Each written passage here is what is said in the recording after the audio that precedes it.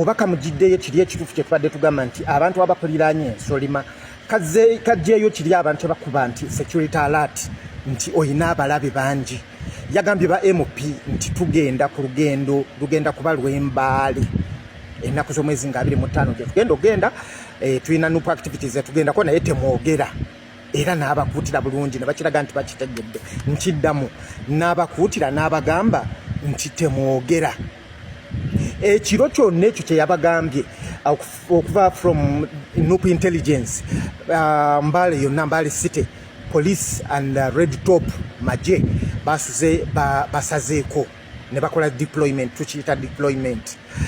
lwakedde olwaleero 25 omwezi ogw'omunaana nga bayingira Mbale Jane mukuyingira Mbale Jane omukulembeze we batuuse iganga n'abagamba tusooke tulyemu bbewa bigambo bye we baliddemmuko ne bagamba tukyalireko abemba bajjinja emikolo gye gyagendedde maaso kati abaloopye tebategedde kigenda maaso ate nga balawana omukolo munene kyokka nga communication esigala egenda maaso n'ab'Embaale nti abasajja abali wano tuli mu kkubo naye tujja amazima ga Katonda tebagenzeeyo ne mukyo nze kanebaze abakulu bonna abatadde omukono mu kuzimba ekizimbe oba offices nupo offices ezeeyiganga kuviira ddala ku bapoota ogende ku bafundi paka ku ba designers awo malirize n'abakulu ababadde bakola omulimu ogwo ogw'ekyama tebagenda kwogera era temujja bategeera ebyama ebyo tebikuumika mbakakasa ebyama ebyo tebikuumika from the word we bagulira ettaka muyiganga to the word we baguliddewo office ekyama ekyo tekikuumika gwoba oyagala okigezesa genda ku kyalo owulire nti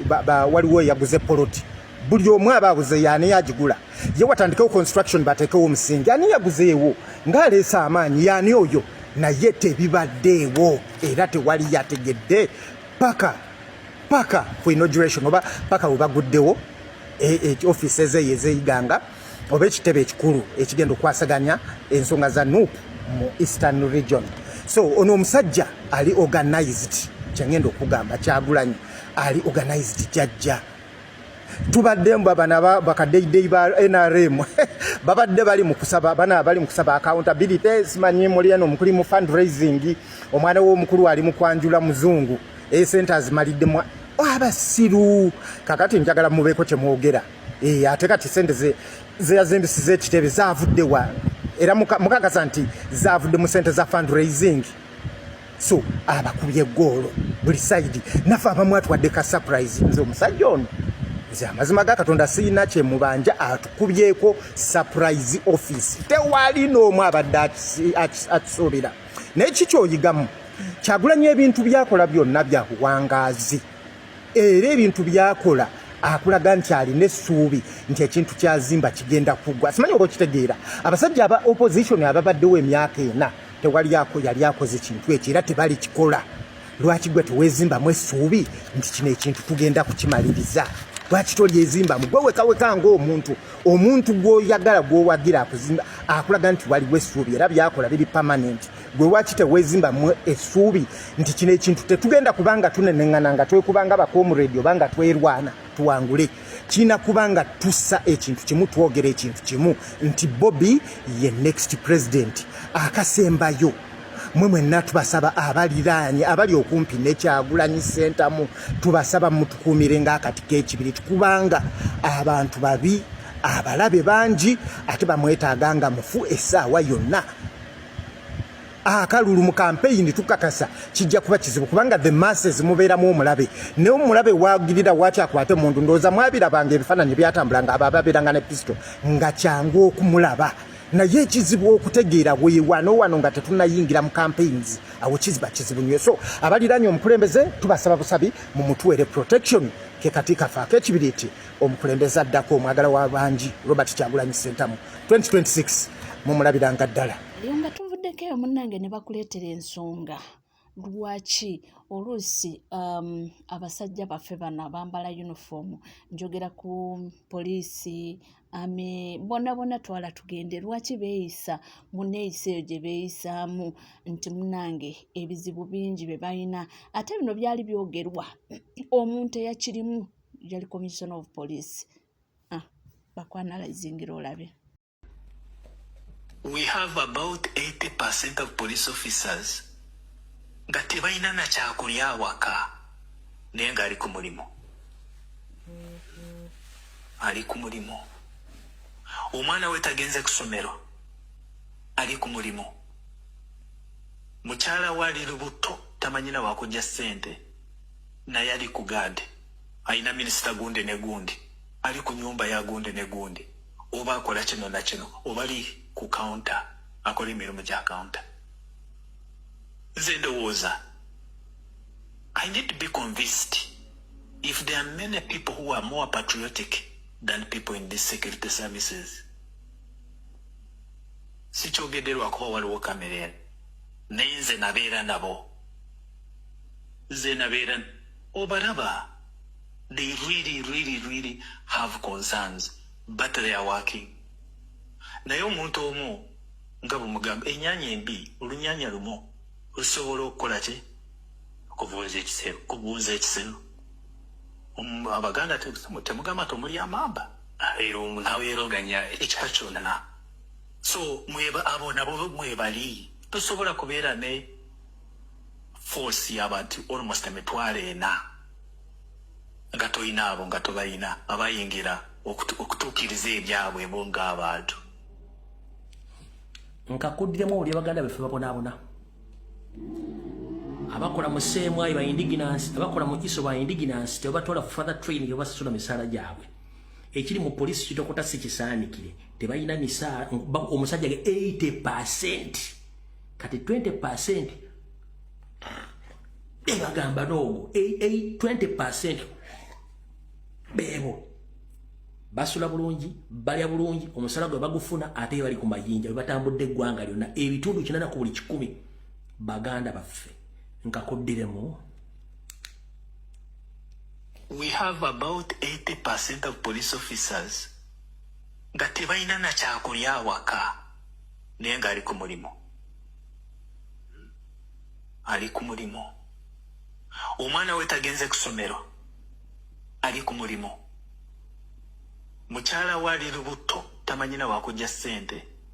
naye ali ku gaadi. Ayina minisita gundi ne gundi ali ku nyumba ya gundi ne gundi. Oba akola kino na kino oba ali ku counter akola emirimu gya counter. Nze ndowooza I need to be convinced if there are many people who are more patriotic than people in these security services. All right. Let me deliver this message to all serving officers, both in UPDF, police, prison, and other security agencies. I'm by names of Rumbia Fred, a Ugandan political activist. I'm here to inform you, ladies and gentlemen, as our president, Robert Kyagulanyi Ssentamu, promised to you that any serving officer in each and every department, being it that you are serving in UPDF, you are serving in the police, you are serving in prison, wherever you are,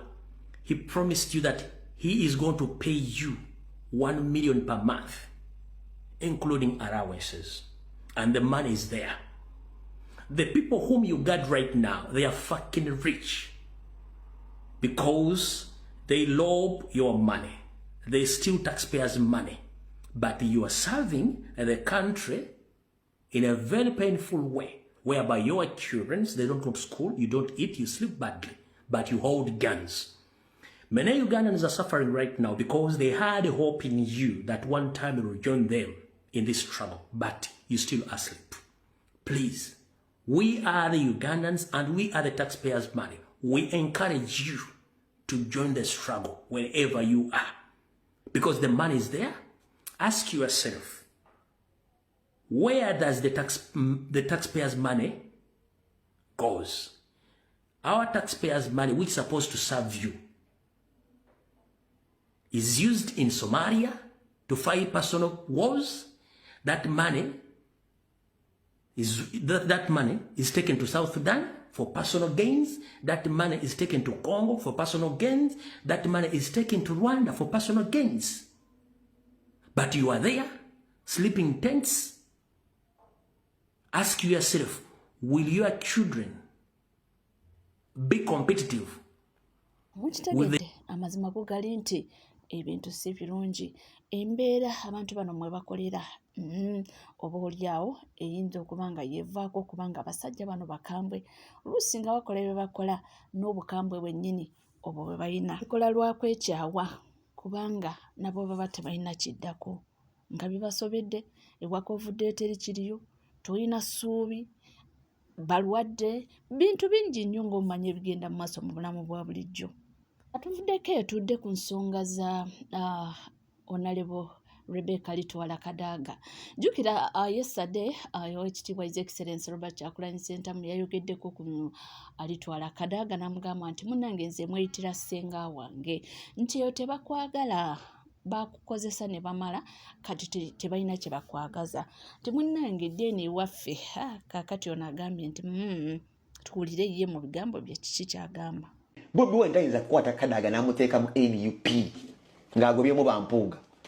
Bobi si musiru kukwata mukyala ng'ono amugambe bw'ajje mu NUP gy'aba ayingiramu ng'ono omukazi yennyini nnyini kyekizibu kye tulina mu Uganda Bobi Wine yakyogerako nti sipiika yakkiriza togikwatako.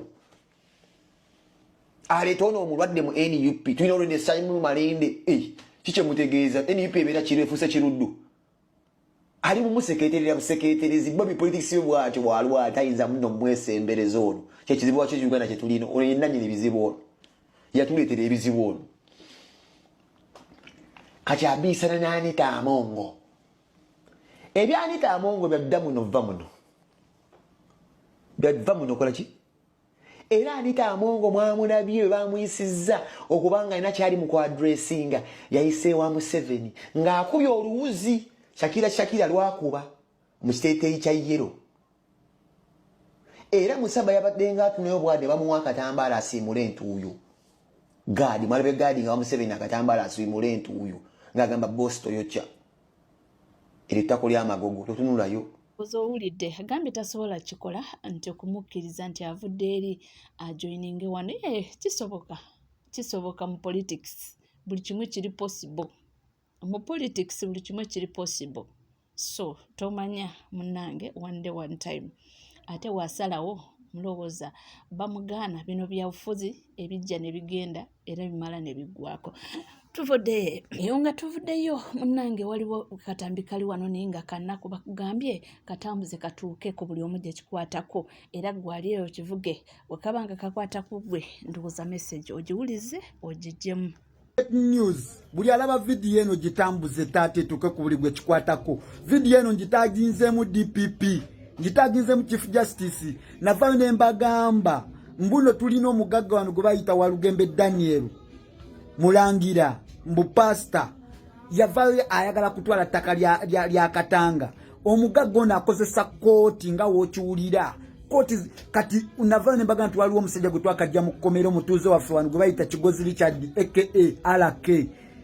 Omusajja ono angaakozesa Chief Magistrate w'Ekawempe oyo nze omulaba wano ndi mu kwogera ku mulamuzi eyatiisizza buli muntu. Omulamuzi ono yatiisizza abatuuze abataka yatoye order n'agamba ono omusajja ono yagamba bayingira mu ttaka ne bamubuuza balingira mu kyenkana kye ng'agamba tamanyi n'agamba nti asaba gavumenti emuwa abasaveya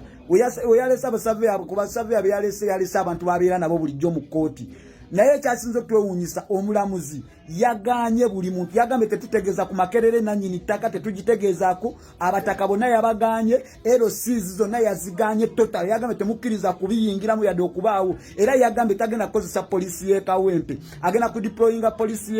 muneta agenda kukozesa polisi y'Ewandege agenda kukozesa polisi y'Ekawempe n'Ekanyanya ze polisi za deployinze wano. Omulamuzi ono y'omu ku bagagga baakozeseza ddala nzono mulamuzi sitide yagambye agenda okubyenyigiramu agenda kumukwata amusibe ebbanga lyonna lyanabasazeewo lete tugenda kutya tutwalako mataka gaffe nga tulaba. Nsaba mutambuza video eno ngitaginze mu DPP ne Chief Justice Chief Justice yasala omusango gwa one Owini Dolo. Omulamuzi ono baagala kozesa lukwesikwesi okuwa omugagga ono ettaka lyaffe. Mutambuze video eno zono mulamuzi ate nawe nkubulira Chief Magistrate watuganye naye tetusobola kusirika ng'oyagala kuwaayo ettaka lyaffe olw'okuba bawawa ssente mutwe babagulirira nenga government babalagira kukolerera ku muntu wa wansi goberera ebintu bya Katanga nga we bitambula video eno mugitambuze omulamuzi ono ayagala kuwa mugaggo ono takali affe okiwulidde naye kisinga okwenyamiza mu bintu bino oba kisinga okwewunyisa nti ogere bwe ntyo abantu bano bwe babeera mu buyinza babeera balalamulo kubanga buli omu aba atambulira ku ntoli zaabwe abantu abasinga essaawa ya kakati bandibadde balabira ku Mama Litwa Rebecca Kadaga nti we yali mu buyinza buli kimu kyali ng'akomandinga bukomandinzi kakati essaawa ya kakati gakaaba gakomba naye abantu bano ayogedde ku mulamuzi era n'agamba nti atiisatiisizza abantu kubanga alina obuyinza essaawa eno naye buli kyalumu nga naye takyabwina oba oliyawo alitegeera abantu bye bayitamu ate era tukyali ku bantu bano abeeyita ab'amaanyi waliwo omukyala yazze ng'akukulumira akukulumira kirumira ono wa abagaga kwagalana ayina ensonga ze era zizino agambye nti bannange kino kituyitiriddeko agange nze namuyiga Winfred Angolo ndi wano mu kyalo bakiyita bakijjulula najja kuno n'engula ettaka mu 2008 naligula amakubo matuufu nga chairman yangambye ettaka teririiko nkayana teriiko kintu kyonna netugula ettaka naligula ku muzeeyi Julius Bitatuule netugenda netusasula ettaka netukomawo netukolera ku ttaka tulikoleddeko emyaka 11 n'ekitundu tubadde ku ttaka lino nga tukola twali awo nga kirumira ajja mu 2019 oyo ambassador oyo wabagagga kwagalana ngajja wano chiwala kye Kibrenda kubanja kiyita chiwala kye Kibrenda kuba ali very hostile najja ne basiba ettaka lino ne sengenge ne basaawa twalire emwanyi eka 7 n'ekitundu tulina emiyembe eka 3 n'ebirime ebirala nga tulina ennyumba yaffe wali twali tugistaginze tulina ennyumba z'ebisolo tulina ez'ebinyonyi nga tulunda faamu egenda bulungi nnyo twali tukozesa abakozi ab'ekyalo nga tuyamba abazadde abamu abali bateyamba okuweerera abaana nga tukolera wano wamu ne bajja ne basaawa ebintu ebyo bakeera n'abafere essaawa 11 obudde bugenda okukya twali mu kyalo nga batugamba nti emwanyi zammwe zonna nga tulaba ziri wansi twagenda okuva wansi emiti gyonna gisaze alese abasalamala nga bagisaze nga bagitunze kati netugenda ne batuteekako netugenda mu kooti ne tubaloopa ne batugamba teri muntu yenna akkirizibwa kujja ku ttaka lino paka nga kooti ewedde twobadde tuli awo ne badda after some time ne bakomawo ne tractor okusenda n'olwasooka bajja ne tractor okusenda n'olwokubiri ne badda ne tractor okusenda ne babagoba ebiseera DPC yaliwo ebiseera ebyo yali mulungi nnyo yatuyamba ne tubagoba ku ttaka ne bagenda awo babadde bamaze ebbanga nga tebajja ate kati basituse buto kuba kati bazze nga n'emiti gye baali basaawa luli nagyo gizzeemu okula n'emiti emirala gyonna egyali kuno gye twasimba nga gikuze kubadde emiti gituusizza kati okuva lwe batandika otutawaanya emiti gibadde giwezezza emyaka 15 emiti gyaffe twali tugisimbye atumanyi giri tuyamba mu biseera byaffe eby'omu maaso ne bajja kati babadde basomba basala twadduse ewa DPC ewa OC fenafa tetuyambiddwa ate DPC yennyini yaleeta ate abantu ababa babeera ku ttaka ababa basapootinga omukyalo bano ono ambasada Kirumira bagagga kwagalana bagagga kwagalana akabizza nnyo abantu kati omuntu atasobola kufuna maanyi nganzi na bufumu kujja kweyogerako ye ali luddawa abantu bonna abali mu kutulugunyizibwa abantu ba wansi nkowoola kuyambibwa Madamu Fiona Salimu Sale Natasha Mama Janet mwenna tubakoowola mutuyambe obubbi bw'ettaka buli bubi Kirumira akabizza nnyo abantu ku mawulire gonna oyo ambasada bagagga kwagalana ambasada okabizza nnyo abantu mwe mwonoona gavumenti oli ambasada naye ate oli mufere mugenda mubba muyikiriza abanaku kati emiti gye mutaasimba muzze mugisaze naye wano wenjogerera ndi ku ground emiti mugisaze lolesa akasombe aziwera n'ekinaana azisombye emiti gyange ne kati wenjogerera ndi ku ground bali mu kukikaloole mutaddeko abafere bajudde bakutte emmundu kati nyini wayogera n'otuwa eddembe abantu abali ku ttaka naye Kirumira ambasada omulamba n'aleeta abafere n'aleeta abasajja ab'emmundu ku ttaka limu okayana okulwana nange nze ninaki okulwana nange balwane nange banzije ku ttaka lyange kati batemye emiti Chairman Mubiru Christopher waliwo nga ngula ettaka lino no sayininga ne sente nozikwata 10% nogikwata n'otusayiningira lino ettaka lyayite lirina kkubo nengula ekkubo okuva waggulu paka ku ttaka lino yekkubo lyokka eririwo tofa gwe Chairman Mubiru gwe wasayininga ku ndagaano zaffe zonna ate n'otwegaana Kirumira bw'agamba nti nno ye yasooka oggula wano aleeta ebipapula bye bwe yagulira nange ndeeta ebyange oba amanyi ne muzeeyi bitaatuule bwafaanana oba n'ab'oku kyalo kuno bamanyi Kirumira bamutegedde oyo ambasada eyayita n'ambasada nze sijja nagamba nti ambasada bamutegedde azze kubba ttaka wano era baamubuuza nti ku birungi ebingi by'olina lwaki ojja ku ttaka ly'omukazi ab'ekyalo bwe baamubuuza ne bamugamba ffe tetwali tetumanyi twali tukulira ku mawulire naye lwaki oba ogamba olina amataka mangi nga bw'oyogedde lwaki ojja okubba ettaka ly'omukazi so Dr. Museveni mbadde nkusaba oyo omuntu akiikirira eggwanga lyaffe mbu ambasado yakiikirira biki nga mubbi aleeta bakifeesi ku mataka okutulugunya abanaku bantu bangi nnyo baatulugunyizza ajja wano ne basiba ettaka lyange ne basaawa emmwanyi ne basaawa emiti ettaka lyange lyali ddene nnyo eka 10 nga liyita eri kakati baakomyewo mwali mwasigalamu emiti ne basaawa emiti gyonna babo baleese emmotoka baatemye emmotoka 55 ez'enku ne bazitwala emiti gikyalimu baleese abafere ku ttaka balina emmotoka balina abasirikale ne basaawa ebintu byange byonna ne babisaawa ne batugobawo ne tukuba endulu ne tugenda ku poliisi tetwafunye buyambi muzeeyi bitaatule yatuguzaawo era akyali mulamu ku ttaka lyange lino ziri eka 10 naye kati bazze ne lole ne basaawa emiti gyonna eminene kuva they have spent 5 days nga batikka maloole batwala bagaguzizza mwami Mbowa abeera wali so nsaba buyambi bannange munkubira enduulu Kirumira tabbye nze nzekka tabonyaabonyezza nze nzekka abonyaabonyezza abantu bangi ngera bwe mwamulaba ku baana ba BMK nange kyankola bantu bangi bakuba omulanga olw'oyo ambasada gwe bayita ambasada Kirumira balekerawo tutigomya tuli bannayuganda tuli bannansi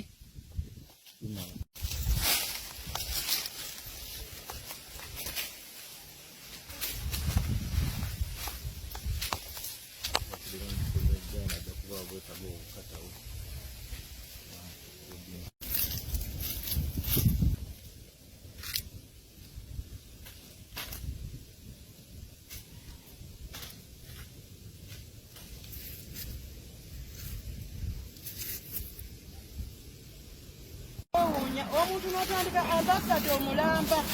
oli ambasada wa Uganda naye ng'oli mu kutulugunya bannayuganda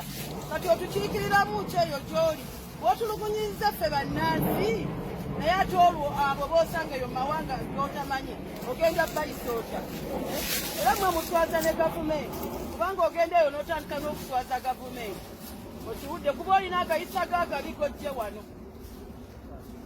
twakoowa bannange twakoowa ababbi b'ettaka Kirumira olumizza nnyo ensi ne basajja banno balumizza tukulaba ku mawulire ng'ensi ekukaaba